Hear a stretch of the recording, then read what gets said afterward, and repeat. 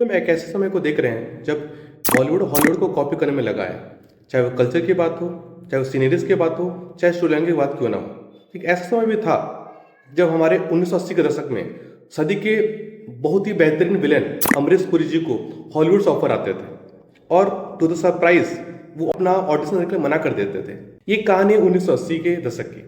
1983 के आसपास एक हॉलीवुड डायरेक्टर स्टीवन स्पीलबर्ग ने एक बहुत अच्छी स्टोरी बनाई थी जिसका स्टोरी का बेस इंडियन कल्चर के हिसाब से था। मूवी का नाम था इंडियाना जोन्स और टेम्पल ऑफ डूम। इन दोनों कहानियों के बीच में एक ऐसे करेक्टर की दरकार थी जो इंडिया का हो और इंडिया का विलन जो फेमस हो। उनको पता चला अमरीश पुरी इसके लिए फिट रोल रहेंगे और उसके लिए उन्होंने ऑडिशन के लिए हॉलीवुड से बाकायदा इंडिया में आए थे। समय का साथ देखिए, जब वो हॉलीवुड से आए थे मुंबई ऑडिशन देने के लिए तो अमरीश पुरी जी ने मना कर दिया था कि मैं ऑडिशन नहीं दूंगा। अगर आपको देखना है तो मेरे पुराने पिक्चर देख लीजिए, वहां मैंने जो रोल किया है उस प्रकार का रोल किया हूं। स्टीवन स्पीलबर्ग को उनका काम बेहद पसंद आया था और बिना ऑडिशन के उन्होंने उसको एक्सेप्ट करके उनको रोल ऑफर किया था।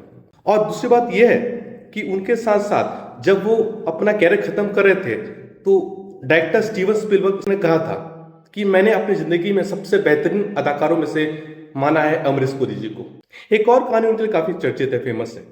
ऐसा मानते हैं कि जब भी कोई सैलरी डिस्कस करता है तो ये लेके चलता है कि सैलरी में अपने कॉम्पिटिटर नेगोशिएशन टेबल पे कई सारी बातें की जाती हैं। पर आपको सरप्राइज होगा कि जब अमरीश पुरी जी अपने सैलरी को लेकर, फीस को लेकर बात करते थे तो दो सवाल पूछते थे।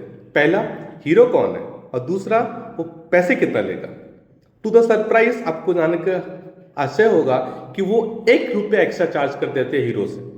ये उनका कोई घमंड नहीं था, उनका कॉन्फिडेंस था खुद के प्रति।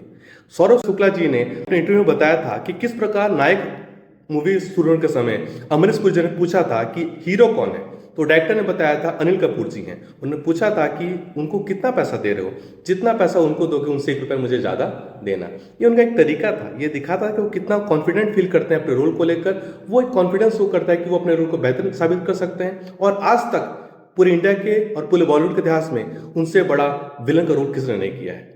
एक खास बात उनकी थी, उनका चार्मिंग पर्सनैलिटी, उनका बैरिटोन वॉइस और उनका स्क्रीन प्रेजेंस बेशुमार था।